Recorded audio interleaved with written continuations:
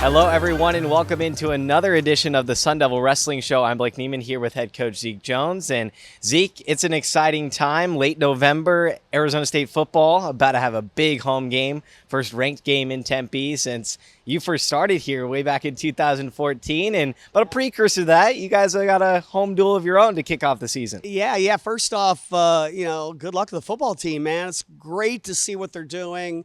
It reminds me a lot of the parallels of what we had when I first got here. Team was 56th in the country, hadn't had a Pac-12 champion in 5 years, hadn't had an All-American in 5 years. And within 3 years, we were top 15 in the country and, competing for trophies pretty quickly. And, Coach Dillingham, the crew, they're doing a great job.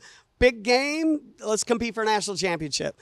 Same thing like them on Saturday. We're coming up on Friday. We're getting ready to wrestle a couple teams, some Arizona teams, which is great. Always nice to wrestle our local talent, Embry-Riddle and Arizona Christian. And we're not going to look past them. They got some kids that are pretty good. And being able to have the mix between DFA and Mullet Arena, experiencing that new arena as well has been big for the program, the in-game experience, and just the fan base as a whole. Yeah, Mullet Arena, it's close, it's in tight, 5,000 seats, great for wrestling. And we still get the benefit, the luxury of DFA, which is our historical arena. I wrestled in that arena a long time ago. So when you get to wrestle in both, it really, truly gives you the whole experience. So looking back at the season thus far, competed in tournaments through the first couple of weekends, catch the fans up on what's been happening so far. Yeah, we've been in the grind. You know what I've learned, our team, we seem to be slow starters. I think it really is the training cycle. How we train is we really start to put our first bullseye on Las Vegas. And so we're not going to sacrifice Las Vegas nor the NCAA tournament for the first dual meet or competition of the season. I think some teams are ready earlier than others, tend to struggle late where we seem to build. And it's how we train. We train differently. We train endurance-based work. We get strong, we do endurance, and we build speed until we finally get to our peak. And we got valuable information, Blake. We got better. We were learning that we needed to beat an underhook. That was really important in the beginning of the season that we cleaned up. And we just got to get better on our feet, got to get better on top, got to get better on bottom. And most importantly, we're getting matches now, getting competition ready. I would say the main takeaway for us in the first 2 weeks is there's one thing about training hard. There's another thing about competing. Our kids are coming in the room training hard, but they're not necessarily competing.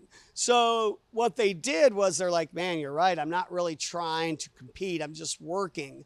So we've changed the attitude where now it's, we're competing for points in the room, wins and losses in the room. And I think that's really helped us. And how crucial are just the matches and the tournaments early on in the season, getting those consistent reps to kind of get the rust off before, like you said, those big tournaments like the CKLV, as well as, big duels coming up later this month against Oklahoma State. Yeah, the matches are critical. You got to have bouts. You really don't know what you have, or you really don't know what you need to correct until you have 10 matches under your belt. We're not even at 10 yet. So the kids already in 3 to 4 and 5 matches are saying, ooh, got to get out of an underhook, got to be able to stand up on the bottom, got to get to my single leg. They're getting that now, which is good.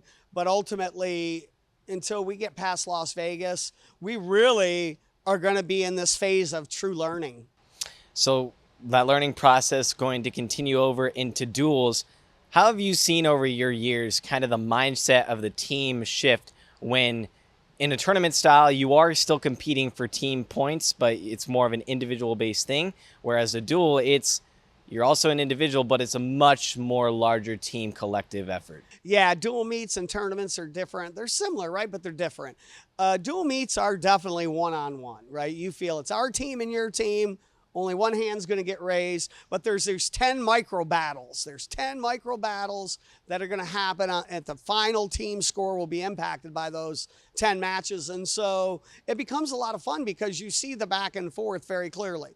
When you're in a tournament race, 50 teams like we'll have in the Cliff Keen Invitational, there'll be 50 teams. The team score will change a lot. You could be in second place, then down in 15th, back up in third, down in 20th, back up in first. And so you feel it's a longer developing team finish. And but it's really a much bigger individual format where now you're really finding there's 50 guys in my weight class. I'm going to find out if I'm the best guy out of 50 people. That's truly, truly exciting.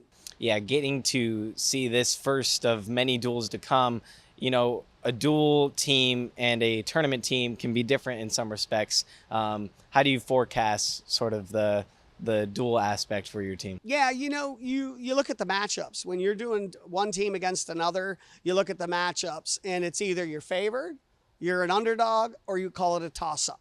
And so you look at your underdog matches, your toss-up matches, and your favored matches, and you start to say, all right, I got 3 favored, 3 underdogs, and 4 toss-ups. Obviously, you got to win the toss-ups. But also, when you're a favored or even the underdog, you still want to protect bonus points. If I pin a guy, I get more points for my team. So we definitely are looking to score bonus points. We're looking to get pins because ultimately, if a duel meets 5-5, that team wins 5, Sun Devils win 5. It's going to come down to bonus points, so you got to protect the bonus. And the guys get a little bit of a preseason motivation tonight. Going to be getting a screening of the Unstoppable movie, the story about the remarkable, inspiring story of ASU one-legged national champion Anthony Robles. I'm going to be there. You're going to be there. The whole team. It's going to be a lot of fun. Let me tell you, other than a football national championship for the Sun Devils, there won't be a bigger impact on Sun Devil Nation than the movie coming out on Anthony Robles. It is going to be unbelievable. It's going to be a story about triumph, struggle, challenges. We get to do this wonderful sport, but we're also living family life. We're living challenges, struggles, real things that are happening.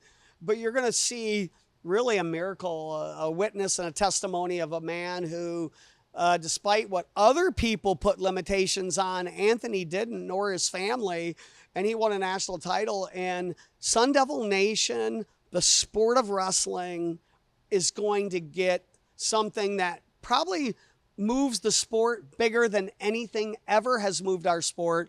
This movie that will star not only Jennifer Lopez, right, Don Cheadle, Jimmy Cavell, and others that, Jarrell Jerome will be there tonight. It's going to be a lot of fun. And, of course, Anthony and Judy and their family will be there. And not only that, but a few of the wrestlers on the current team got to help out with some of the scenes in that as well. Yeah, we're going to have some wrestlers that I think are going to become famous when the movie's released December 6th. Our 8 or 10 of our guys were in the movie, and so I know they're super pumped to go tonight and see themselves on TV in the movies. It's going to be a lot of fun. Super excited to see that tonight, and make sure to check out the ASU Wrestling duel on Friday ahead of the football game on Saturday. Thanks to Zeke and the crew. This has been the Sun Devil Wrestling Show, Episode 2.